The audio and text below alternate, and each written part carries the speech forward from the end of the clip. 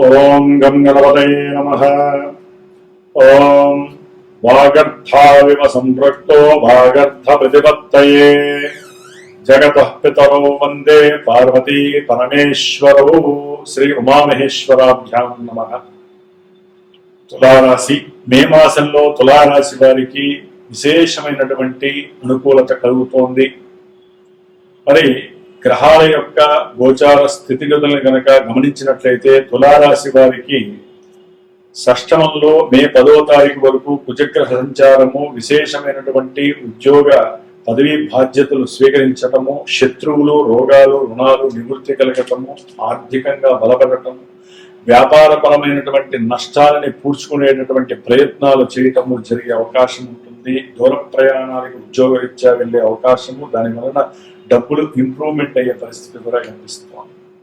శని భగవానుడు కూడా 6వ స్థానంలో ఉండడం ద్వారా ఈ యొక్క 2 గ్రహాలు కాస్త శత్రుగ్రహాలు అవటం ద్వారా చేసేటటువంటి వృత్తిలో ఎంతో మంది శత్రువులు తయారయ్యి వీరు చేసే వృత్తిలో మరి భాగ్యాన్ని హరించేటటువంటి శక్తులుగా మారటము, వీరి కింద పనిచేసే వారు ఎవరైతే ఉద్యోగస్తులు లేదా తెలిసినటువంటి ఫ్రెండ్స్ ఎవరైతే ఉంటారో వ్యాపార భాగస్వామ్యంలో అంతర్గతమైనటువంటి శత్రువులు పెరిగే అవకాశం ఉంటుంది.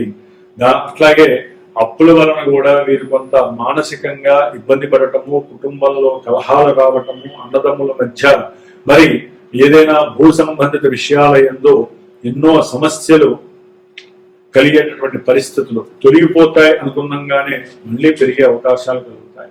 మే 10 తర్వాత కుజుడు సప్తమంలో వచ్చినప్పుడు వివాహపరమైనటువంటి ఎన్నో ఆటంకాలు, ఇబ్బందులు, పెళ్లి చేసుకున్న వాళ్ళకి ఎడబాట్లు తప్పనిసరి జరిగే అవకాశం ఉంటుంది. ఇది ఒక మార్గస్థానం. దీనివల్ల వ్యాపారపరమైనటువంటి అంతర్గత యుద్ధాలు ప్రారంభమవడం, వ్యాపారంలో వీరు పెట్టిన పెట్టుబడికి సరైనటువంటి ధనము లభించకపోవడం, వీరి యొక్క ఆరోగ్యం క్షీణించటము, భార్యతో నిత్యము తగులాడటము, భార్య భర్తలు ఇద్దరూ కూడా ఒకరికొకరు అన్యోన్యత లేకుండా కోపావేశాలతో, ఈర్ష్యా ద్వేషాలతో ఉండటము, అవసరం లేని విషయాల యందు మాట్లాడుకోవటము, ఉద్యోగపరమైనటువంటి విషయాలు కావచ్చు, అట్లాగే ఎన్నో రకాలైనటువంటి సమస్యలతో వీరి కుటుంబాన్ని వీరే కాపురాన్ని పాడు చేసుకునే పరిస్థితి ఉంటుంది. తులారాశి వారు కొంచెం జాగ్రత్త వహించడం చాలా మంచిది.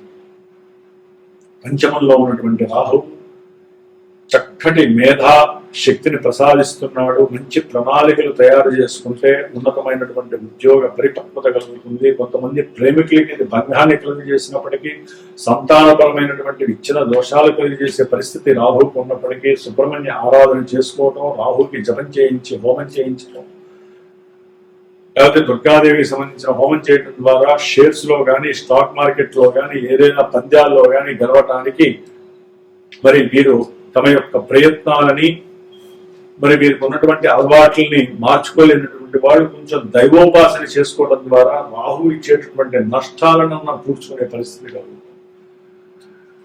అట్లాగే వీరి యొక్క ఆరోగ్యం పట్ల కంపల్సరీ శ్రద్ధ వహించాలి. లేకపోతే ఈ మాసం అంతా కూడా కుజుడి యొక్క దోషము, ముఖ్యంగా రవి యొక్క దోషము వివాహ వ్యవస్థలో అనుకున్న విధముగా జరగకపోవడానికి మూల కారణము ఆరోగ్యము భంగము, ధనపరమైనటువంటి కుటుంబపరమైనటువంటి నష్టాలు ఈ యొక్క రవి కలుగు చేసే అవకాశం ఉంటుంది.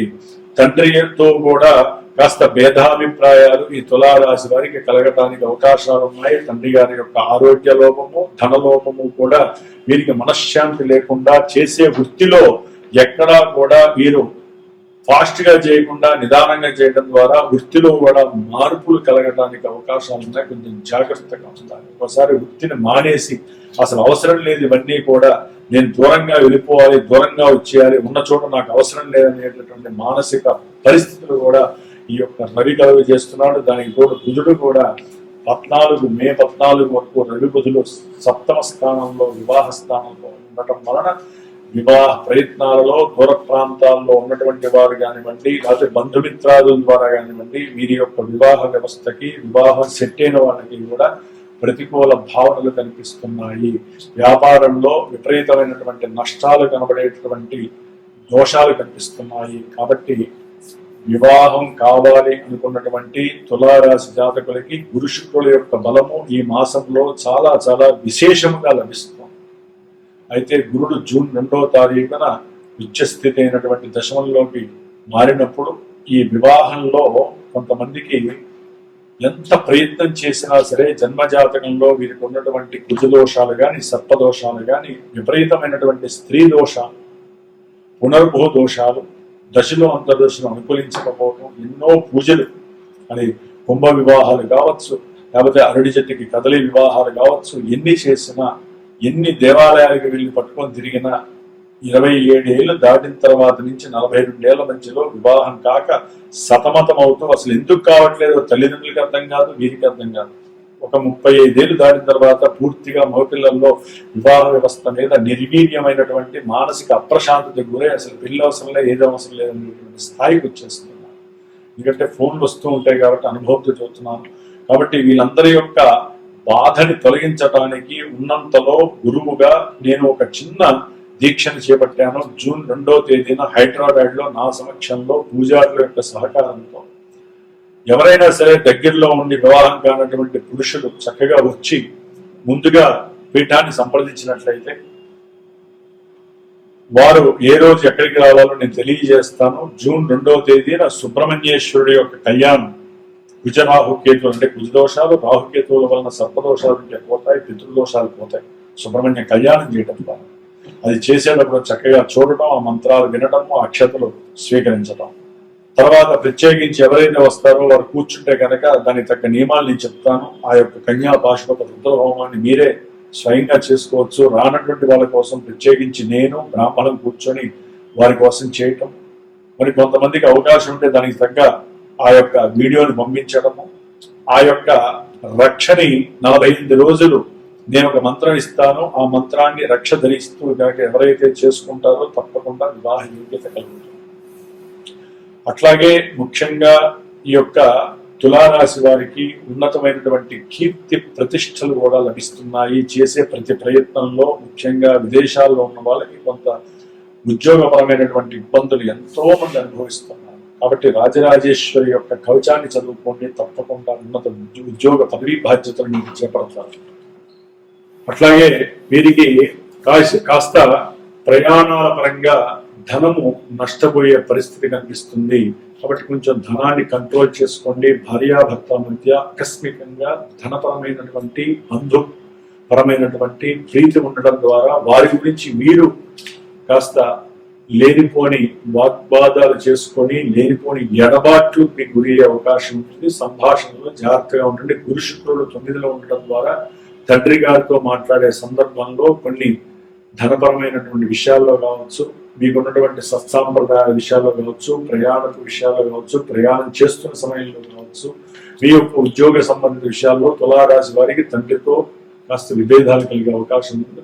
కంట్రోల్ చేసుకోండి, తండ్రిని ఆరాధించండి, మీకు శుభం కలుగుతుంది.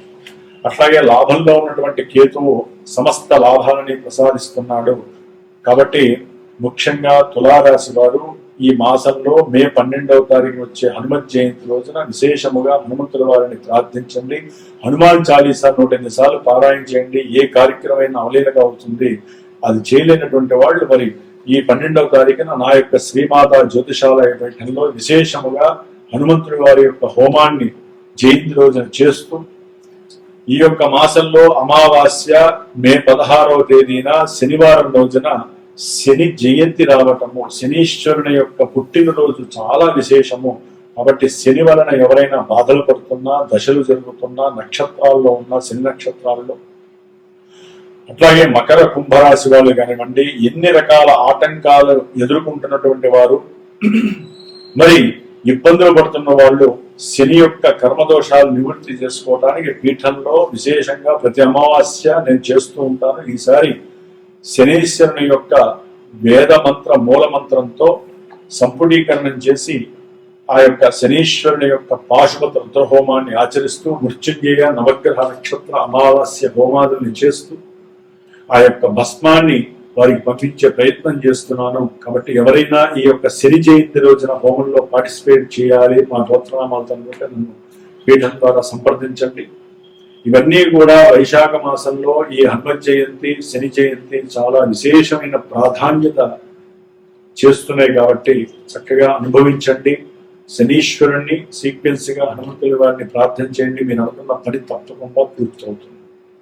కాబట్టి మీరు ముఖ్యంగా రాహుకి, కుజుడికి, అట్లాగే రవికి, బుధుడికి, ఈ యొక్క 4 గ్రహాలకి కూడా స్తోత్ర పారాయణ చేయండి. ముఖ్యంగా ఆదిత్య హృదయం చేయండి. ఎటువంటి కార్యమైనా మీకు సులభతరమై చక్కటి ఆరోగ్యాన్ని, అష్టైశ్వర్యాలని, ముఖ్యంగా ఉద్యోగంలో ఏ ఇబ్బందులు లేకుండా ఆ యొక్క ఆదిత్య సూర్యనారాయణ మూర్తి మిమ్మల్ని కాపాడుతారు. ఓం నమో నారాయణాయ నమః.